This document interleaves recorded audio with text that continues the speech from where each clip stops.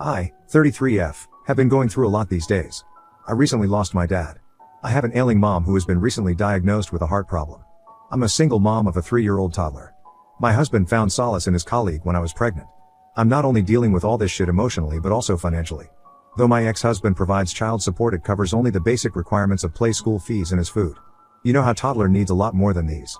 Their never-ending demands for toys, outings, and their endless cravings for ice creams and candies. It cost bombs. Amidst all these, I'm facing the emotional turmoil of losing my backbone, my dad a few months ago, and now my mom is diagnosed with heart disease. I don't have anyone else to lean on for my emotional support. A friend suggested this place to vent out, so kindly don't mind if I just ramble my heart out. I was still dealing with all this turmoil somehow, but my sister thinks my problem is not enough and creates a ruckus in my life. My elder sister, I'll call her Karen, 38F, has been out of the family dynamics for the last 15 years. She left the house for her college, and since then she has been in limited contact with all of us. She got a job in the downtown and then married someone there. She didn't even introduce her fiancé to our parents. My parents and I were just invited to the wedding as a guest. Even at the wedding, she barely spoke to us. She was all busy talking to her friends and in-laws. For the brief moment when she spoke to us, it was all about how rich and classy her in-laws were. That's it. I think it's been 10 years of her marriage and she has hardly checked upon us. She never brought her husband to our house. When she was pregnant with her first daughter, we all were so happy for her. We wanted to visit her, but she said she was busy. When her daughter was born, she informed us after 10 days as a formality to attend her baptism. My parents were upset, but they still attended the ceremony. After all, she's their first granddaughter. I didn't go at that time, and since then she has made an opinion about me that it was egoistic. It wasn't ego at all. She never loved me. She never treated me like a sister. I was no more than just a stranger to her. She was always so engrossed in her life that she never treated us as a family. We're only a place for her to vent out. After her marriage, whenever she called mom, it was always to rant about her new house, new car, and stuff like that. Earlier, it was her work, like she was always busy at the office. During her initial years of marriage, mom invited her with her husband on several occasions, but she always gave the reason they were busy. But they didn't seem busy on social media. You could see their party pictures on almost all weekends. Once I said this, she was like, "Well, we party at our house or at places close to our house. You guys live in the countryside." I said it was just 2 hours drive. She said, "Yeah, but 2 hours is long for us busy people." Sure. We stopped inviting her. Again, after her kids, my parents tried to reconcile the bond for the sake of their grandchildren. They asked her to visit with her children, but she never turned up. It was always like, my children would get sick in the 2-hour drive. It's dusty there and whatnot. We let her be and didn't bother her. Dad was ill for a long time, but she barely visited him. Mom asked her several times in the last few years to visit Dad, but she always had an excuse up her sleeves. Even during his last days, Dad expressed his wish to have one meal together with all of us as a family. She said she would come, but at the last moment, she ditched. Now when Dad is gone and she got to know that he left a substantial inheritance for us, she is behind us for the property division. Okay, before that, when Dad was hospitalized for the last time, the doctor said that it was almost time. I called all my close uncle, aunts, and family members and also my sister. Most of the people were able to make it and speak to Dad for the final time, but his own daughter arrived the next day after Dad was gone. It is unimaginable how disappointed my father would have been in his last moment. When she arrived and saw that Dad was gone and we were surrounded by friends and relatives, she pulled up the act. She was crying and mourning and fainting over the loss, but in real all of us knew that it was all fake. I wanted to shut her up and throw her out of the house, but no matter what, she was Dad's daughter and I can't do anything about it. Immediately after the funeral, she was about to leave, when she saw the lawyer coming. She smirked and said, "Oh, did Dad have anything substantial to make a will for?" That was such a disgusting comment. Dad wasn't rich. He earned decent, but he gave everything he could within his means, and besides, our parents gave us a happy childhood and happy home. But my sister always had a thing for money. Growing up, I have always seen her cribbing about money problems. She always used to compare our lifestyle to the ones of the rich kids. She always wanted what her rich friends had. After completing school, she was adamant about studying in a city college and not staying in the town anymore.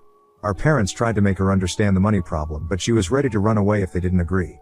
Dad had to mortgage his farmland to provide for her college fees and stay. It took him many years and several compromises to pay off his debts. I'm not giving these details to portray her as any villain. She's exactly what I'm saying and even more. If I have to ramble about her selfishness, this post would become a book. The lawyer sat us down and read the will. The house goes to Mom and it would be on her whom she gave it at her will. Dad had some $100,000 savings which goes to Karen and I get the farmland and the windmill. Karen was shocked at this. She was like, "Wasn't that farmland sold off, and when did Dad get into the windmill thing?" The lawyer gave a strange look at her ignorance. Mom gestured at her to discuss these matters after the will reading session, but she insisted on getting the details right away. Mom requested the lawyer to excuse us. Karen cried foul play that Dad was unfair in his property division. She ranted about how she was never kept in the loop about Dad's business investment. The way she was ranting at Mom, I wanted to give it back to her, but that would mean she attacking me directly. She clearly had a problem with Dad's substantial property coming to me. Not that I was scared of her, but face off with her was the last thing I wanted to do on my dad's funeral day. Mom tried to explain to her about the farmland and the windmill thing, but she was not letting her speak. Mom lost her cool and shouted at her that she was the one who had cut down the communication with us, and now she can't blame us for not filling her with our life updates. No matter how hard Mom tried to make her understand, she kept saying that Mom and Dad were biased towards me. She went so far as to say that I was leeching on my parents for their money because I had no husband and a low-paying teaching job at a community school. I felt so sick and disgusted at her mean comments and couldn't hold back myself. I told her if there's anyone who's selfish here, it is she. She was the one who threw Dad into a knee-deep debt, and it took him years to recover. In return, she never checked on him and didn't even visit him during his last days. She was partially right about selling the farmland. Dad had mortgaged that land for her college fees, and for many years he was unable to pay off the loan. When she started earning well, Dad asked her to contribute to the loan Emmy, but she denied it and said as a father he should bear that. Dad had defaulted on a few Emmys, and the situation got so severe that Dad was on the verge of paying off the loan by selling the farmland.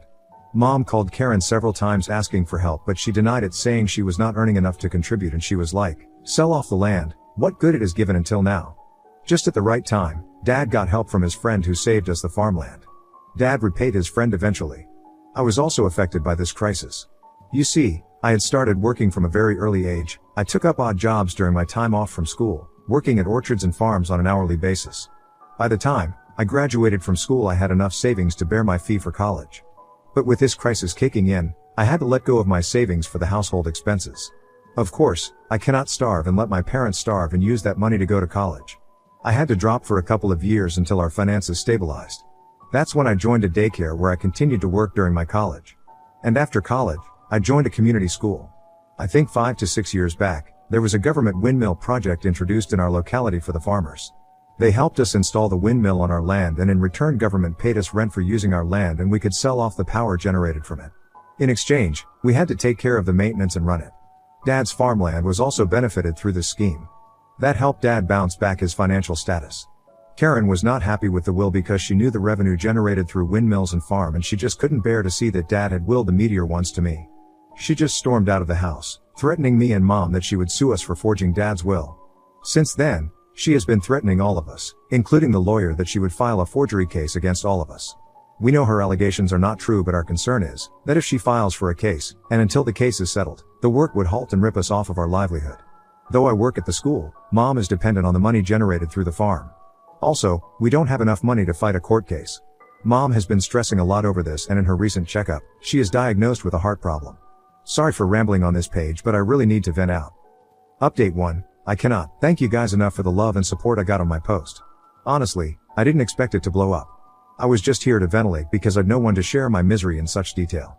So, 2 months passed since Dad's demise, and we were living in constant fear of falsely getting framed by Karen. Meanwhile, Dad's lawyer suggested that we start the paperwork for the name transfer. We went ahead with his suggestion. One night, I got an emergency call from Mom. Her voice was trembling. She asked me to immediately come home. I asked her if she was fine. She said yes, but asked me to come over immediately. I got shit scared. Honestly, I thought it was her health because she was breathing heavily. I couldn't leave my son alone at night. I tucked into the backside of the car while he was still asleep and drove off. I reached Mom's house to find neighbors gathered around, police sirens echoing in the neighborhood, and the house was guarded with barricades. I rushed inside, crying. I thought something happened to my mom. But I found her on the front porch, and one of the cops pacified her. I hugged her tightly.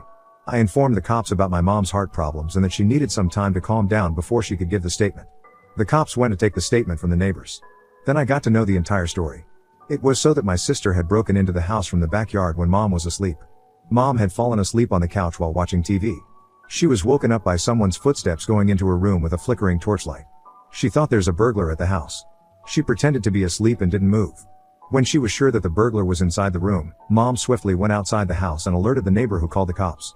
The neighbor also bolted the house from outside to trap the burglar inside the house.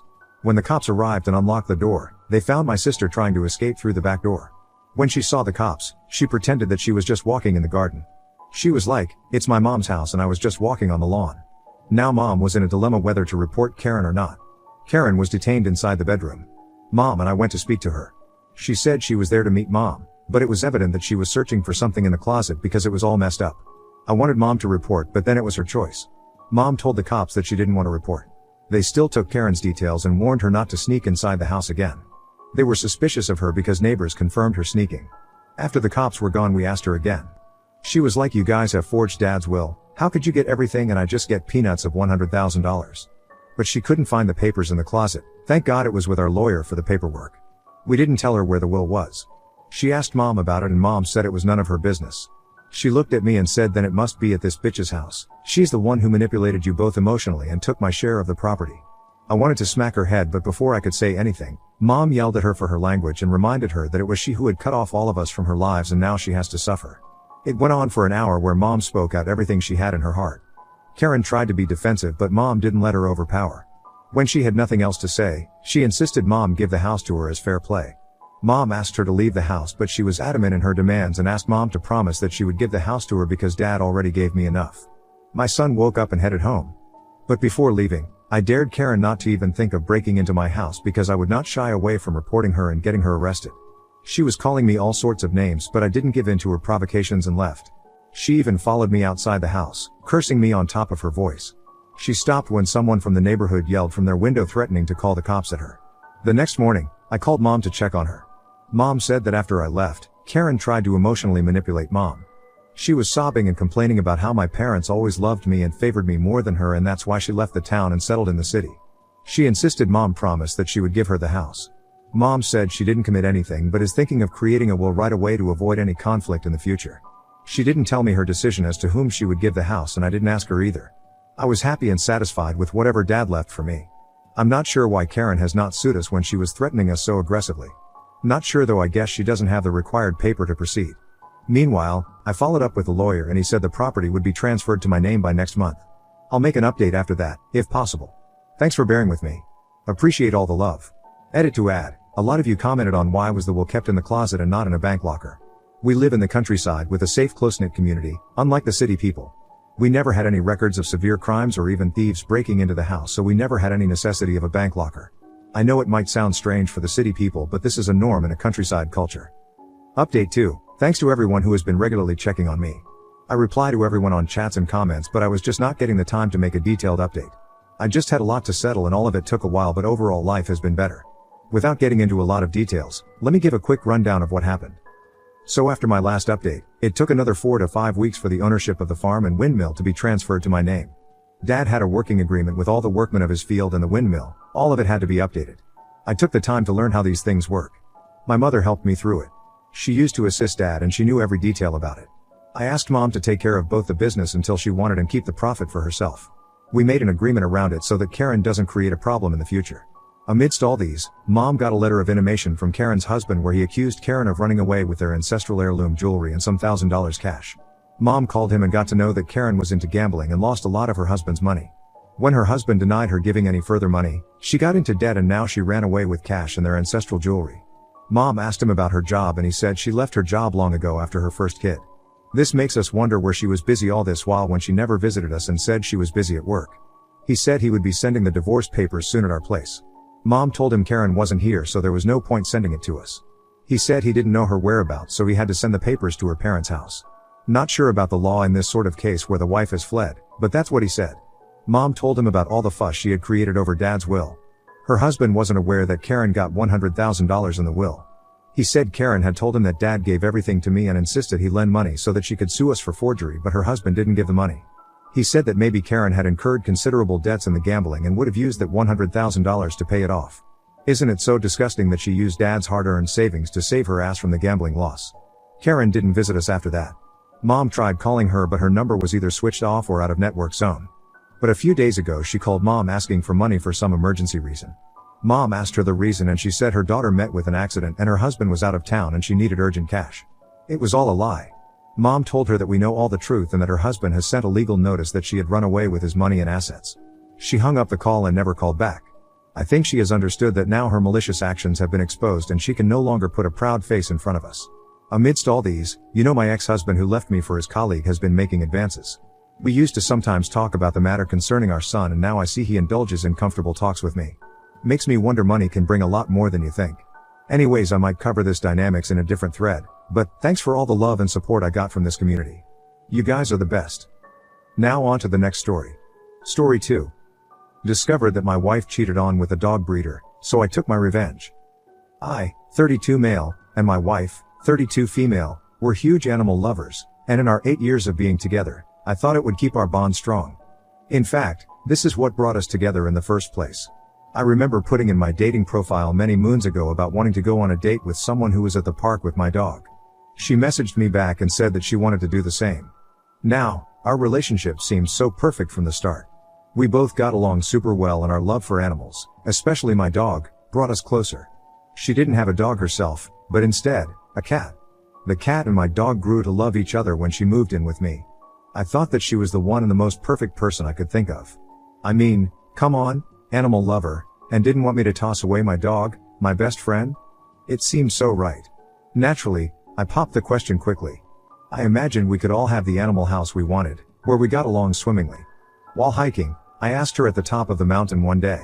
She said yes, and I was over the moon. We planned the wedding quickly and had a small ceremony where we and a few family members got together. My dog was the ring bearer because he mattered so much, and neither of us knew anyone with sons to take this responsibility. From the moment I said I do, I knew this life would be perfect, which is why I still don't understand why my biggest love is what caused my relationship's downfall. So here we were, happily married and with our animals 3 years into our relationship. Her cat Spartacus got along super well with Boney, my dog. Naturally, I figured that our family of 4 would be the idea. Until she asked a question. This was about 5 years into our relationship. She said that we might get him a companion because Boney was getting older. I told her nope, he doesn't need it. Boney never seemed to care about other animals. He just liked his treats and pets from me. I took him out every day to get exercise, and while Boney was still spry and happy, I could tell he was getting old. The vet warned me that his joints were beginning to wear down, and he might not be the energetic dog I've had for over 10 years. She started to ask again. I kept telling her no, that this is a huge responsibility. She worked as a graphic designer, sometimes working long hours, and she didn't have the time for a dog. We had many arguments about it until one day, and she showed me a freaking PowerPoint on why she should get a dog. Convinced, I finally gave in. However, when we went to the shelter, none of the dogs seemed to fit. They were friendly, sure, but she didn't see one that fit her. She told me that she wanted a golden doodle. Naturally, these dogs are laid back, and their temperaments are great. It's perfect for old Boney because he's not as active as he used to be. And, if the dog wanted to wrestle and roughhouse, Spartacus still acted like a kitten despite being 8. She told me that there were reputable golden doodle breeders. I gave in, told her sure, and she did her research. She brought up this breeder, which was really close to our place. So, I agreed. Why not? We could get the dog and then head back by the end of the day. At least she wasn't trekking me halfway across the country for a dog. We drove over there, and then we met the breeder. His name was Alex. Now, my wife is a bit flirty, but suddenly, she started moving closer to him, engaged in conversation. This was just the initial introduction stage. It bothered me, but I figured maybe I was overreacting. We agreed to return in about a month once the puppies were weaned from their mother. In that month, I saw a change in my wife. She grew distant, and when Boney and I went out to the park, she would stay behind. She told me it was work, but I have seen no major financial changes since then. Something wasn't right, and I couldn't put my finger on it. Naturally, I didn't want to cause trouble, so I kept mum. A month passed, and we went over there again. Now, these two were incredibly friendly towards each other, to the point where I was being pushed out. This started to get me angry. I asked her if something was going on between Alex and her. They were close enough to each other, so naturally, it could be possible. But nope, nothing. She told me he was just a nice guy helping her get her dog ready. We argued about it, and she told me I was being paranoid. I told her I didn't appreciate being left out of the decisions. We both needed space. Then, it came time to adopt the little golden doodle. We paid the breeder fee, which is insane. I don't know why I thought spending over $1,000 on a dog was a good idea, and we took our tiny boy Moose home. Moose and Boney did well together, but I noticed she was not spending much time with the dog. I told her he needed some attention, and she brushed me off. Sometimes, we got into fights over this. She would say to me she was going somewhere and leave me with the dogs. This was her responsibility. So naturally, I'm getting a little bit pissed at this point. One day, after she left, I realized she didn't take her phone. Curiosity got the better of me, and like a bloodhound, I looked through it. There were texts between her and Alex, some of them flirty. He had a different name on her phone, and the spicy messages were hidden. The longer I read them, the angrier I got. So naturally, I had to do something about this. I wasn't going to let this bitch who conned me into buying a dog that was over $1,000 get away with this. She told Alex she wanted me to get the dog to help him so they could elope together. I got in the car, and I had Boney with me. We drove over to the ranch house where Alex was. The gate was open, and I saw a light on. I went through the back, and that's when I got an idea. I let Boney in first. They had the door open to the bedroom. There weren't any animals inside, so they didn't have to worry. Boney jumped on the bed and licked her face. I stepped inside, catching them in the act. My wife pulled away, and she accused me of being the bad guy, stalking and spying. I confronted her about the cheating. The tears fell, crocodile tears, in my opinion. She asked if she could forgive me. She said that Alex and she hit it off well, and she didn't mean to hurt me. But, of course, the damage was done. I told her not to come home. I changed the locks and called my lawyer shortly after that for the divorce proceedings. I told her that if she loved Alex so much, she should live with him. The proceedings went through quickly, and I got the house, the cars, and the golden doodle. While he was a handful, he became Boney's companion. It's a blessing in this otherwise messed up story. I blasted Alex's breeder business all over social media, posting that he's a cheater, a liar, and will steal wives. Naturally, the public stopped going to his place, and from what I saw, it closed. Good riddance. The dogs, Spartacus, and I are still in that house.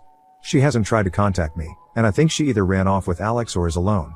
Neither of them is in my life anymore, and I do not want to find out.